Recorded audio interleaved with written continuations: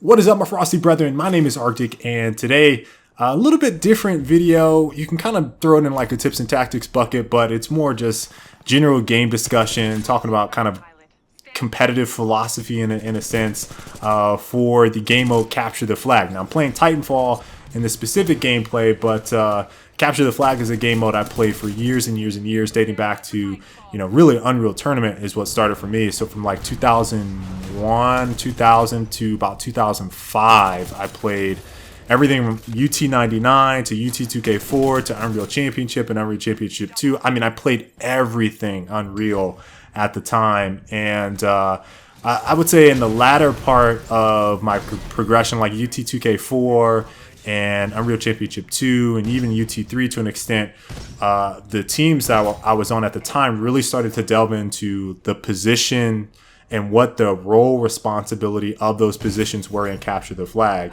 And so I kind of want to talk about that from a philosophy standpoint for you guys, and maybe help you all kind of think about how you should approach not just maybe Titanfall, but really you can apply this to any game mode, CTF game mode, for any shooter. So I think the most obvious two that we can start with are flag runners and basically just like core defensive players. So those are guys that are guarding the flag. So from a flag runner standpoint, in a game like Titanfall, there's, I think, a couple different objectives. The most obvious one is, right, like you go after the flag. You want to get a lot of flag touches, but I think a key philosophy and mindset of a player that is a flag runner is their ability to outmaneuver opponents. So how do you create flag routes, right? So you have to be pretty good at slaying. Don't get me wrong, because if you're going to get into someone's base or in the general touch area to get on a flag, you have to be able to make routes when routes weren't, when they're not readily available. So you have to be able to slay and make some things happen. But at the core, you have to be able to understand what is the fastest point from A to B, and if A to B is closed off, how do I go from A to C to B in order to make that a reality and get a score? So that's a part of your mentality when you kind of need to think about your responsibility as a flag runner. So creating flag routes and slaying is certainly important. So is movement and being able to juke out players. But I think it also, one of the things that is really, I think, important for all positions, communicating with what I'm going to call your mid-offensive player, which we'll get to here in a second, is important as well. And then when you make transitions, and this is the hard part that a lot of people kind of misstep on. I think in the beginning, if you designate yourself as a flag runner, you capture a flag and then you run back over to the flag. Well, what we kind of talked about was transitions, right? So you see this a lot in like Call of Duty, for example. Someone that is their main flag runner gets a flag cap, and then they do this like full team rotation. So the person that is closest to the flag, which we'll call the mid-offensive player, then rotates and immediately grabs for a quick cap. You saw it a lot in Halo as well. And then they just kind of keep that cycle going. So it's a transitional movement from one position to the next. Even though your main flag runner might be the person that gets the most flag grabs, anyone can be a flag runner in CTF, and that's the important part that we'll get to here in a second, talking about that mid-offense, mid-defensive player. The other position I talked about was like the flag defender.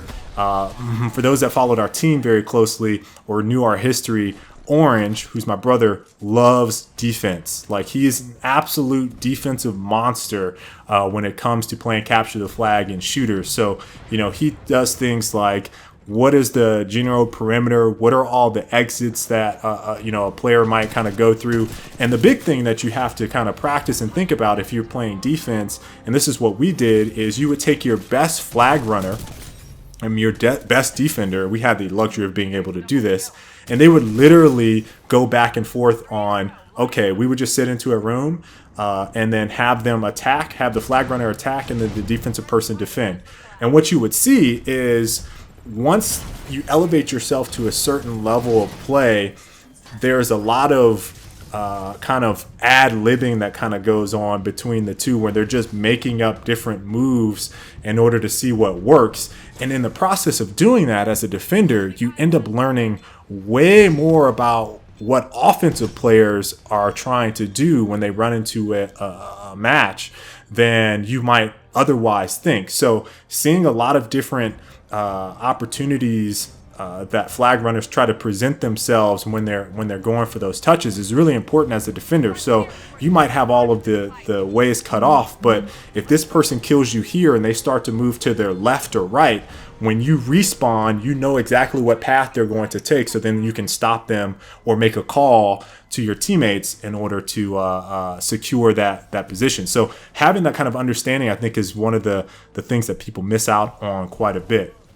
Some of the other thing is like, what route flags, what routes for captures are the fastest. That kind of goes back into what I said about if I die here, what's going to happen. But just knowing the route itself and perhaps being able to navigate the route faster than the flag runner should also be a goal of yours. I think my brother was also really good at, if someone got out of the base, he could catch them just because, I'm thinking back in Unreal Tournament, even on Titanfall, the original, like if someone got out of the base, he was right on them, ready to return the flag, in addition to, our mid defensive player being in one of the routes to stop them.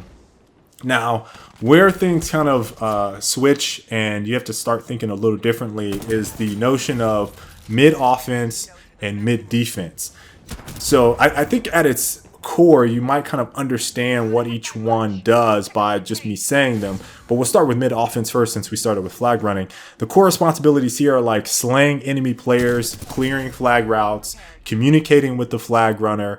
And in Titanfall, I think the biggest thing is Titan flag running opportunities. So that mid offensive player is the person that's calling down the Titan, and then the flag runner is hopping on top of the Titan's back, and then you're hurrying up to get back to the base to cap a flag, and then possibly getting back. So those are kind of the different nuances in each game, but the mid-offensive player is really keen on controlling space with Titans and being ready to get the flag runner and take him back to base. Now, I think one of the key differences here is that at any point in time, a mid-offensive player could be a flag runner. And this is particularly important at high-level play when your flag runner might get a lot of flag touches, but getting out of the base becomes this kind of dance, if you will, of pushing the flag very slowly towards your base. And what happens is the flag runner gets out of base, they get, I don't know, maybe, let's say for sake of this video, 10 meters outside of the base, and your mid-offensive player sees an opportunity to grab it. So before they actually grab the flag, what they actually need to do is look at targets that are enemy targets that are around the flag and try to locate them, kill them, then secure the flag. And then your mid-defensive player becomes the mid-offensive player and is helping you kind of get back to the base. And that's that rotational mindset that you kind of need to have. So, for us, and it makes me smile. I have a big grin on my face just thinking about some of these concepts and us talking about them to great lengths back 10 years ago, and just seeing how certain games and certain teams and certain players just naturally start picking up, and maybe even without necessarily going into the same depth that we would discuss strategy, seeing them kind of apply those core concepts. Now, mid defense is all about zoning, right? So you want to secure the base, but you're out a little bit more. So like if your mid offensive player dies and says, hey, someone is coming this direction, the mid defensive player is that second line of defense to stop or thwart efforts for those flag runners.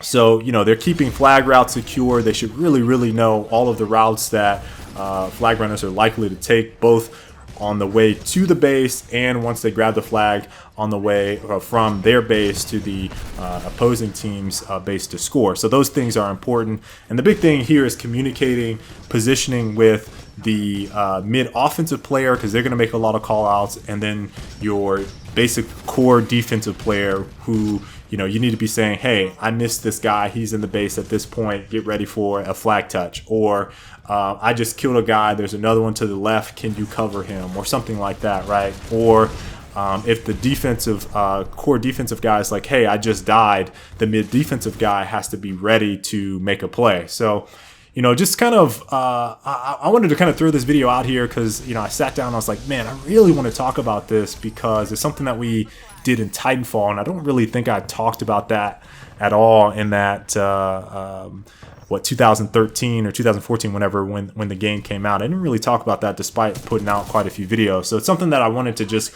right out of the bats jump into before I start breaking down gameplay for CTF or anything really in Titanfall. I just wanted to throw that out there. But I really hope you guys enjoyed the video. This is another CTF where it just tore them up really bad, but it's fun. I had a lot of fun with this commentary. I hope you guys enjoyed it. Hopefully I dropped some knowledge on you, at least broaden your horizons on how you should think about CTF at the very least. I hope I did that. And until the next time, folks, I will catch you all later. Stay frosty. That pilot stepped into the wrong ring.